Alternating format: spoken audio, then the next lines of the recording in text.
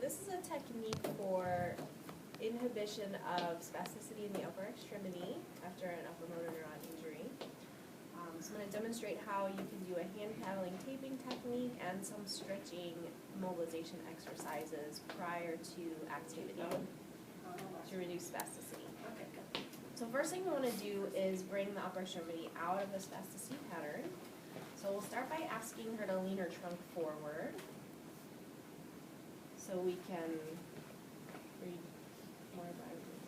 So that you can reduce the spasticity at the shoulder to allow for elbow extension. Okay, so we'll start proximal to reduce spasticity at the shoulder. I want to try to add some elbow extension.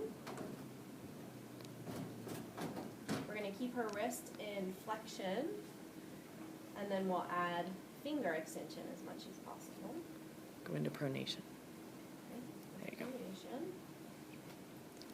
So we'll work on finger extension, keeping the wrist flexion to allow full finger extension. Okay. And then we'll also work thumb abduction to come out of that spastic pattern. Okay. I'm going to start the paddling. I'm going to keep her in the wrist flexion.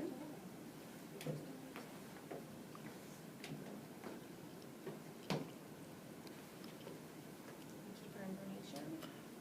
You don't have to go that far in pronation, just neutral. There you go. And I'm going to start by anchoring the thumb to keep that abduction. No, that's why I put you up here. This way. Good job. So what joint are you anchoring? So I'm anchoring the CMC joint because we want to protect that joint. Especially if we're going to keep the paddling in place for a long period of time. So I'm going to anchor close to the joint line. I'm going to come around behind the wrist, keeping that flexion. And I'm going to anchor down the MCP joint to promote that extension. So you want the tape to be, you want it to be firm but not too tight to reduce, you want to reduce circulation while using compression. And then I'm just going to wrap all the way around the fingers to keep that extension.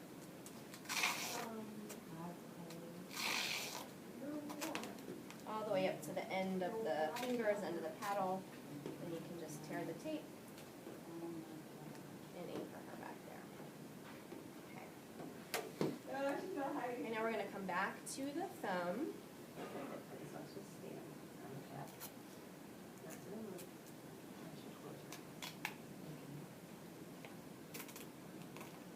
And wrap the thumb.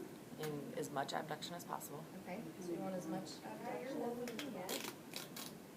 I'm going to wrap all the way up the length of the thumb. You weren't that fast. You're feeling your more than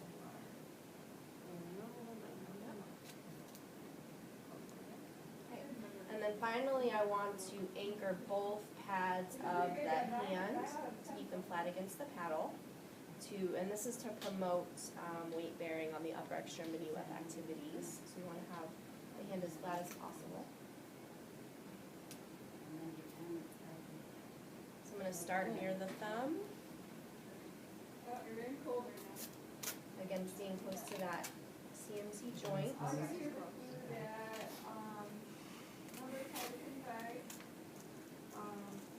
And go up over the arches. So go around the thumb. Yep, and then go around the arch. Around the thumb, behind the wrist. Come down to the edge, where the MCP. There you go. And then come back across and up. Like that, yep. And then go behind the back and then come down toward the other MCP. And then wrap it around to anchor the MCPs again.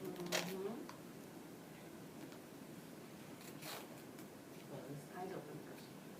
See if I can look at it. Okay. And when you feel So now pulling The hand should be nice and flat.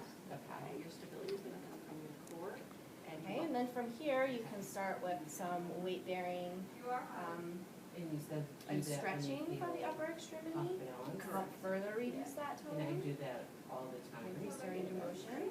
So I'm gonna stabilize her wrist on the mat here. And then my other hand is gonna go behind the elbow just to encourage elbow extension.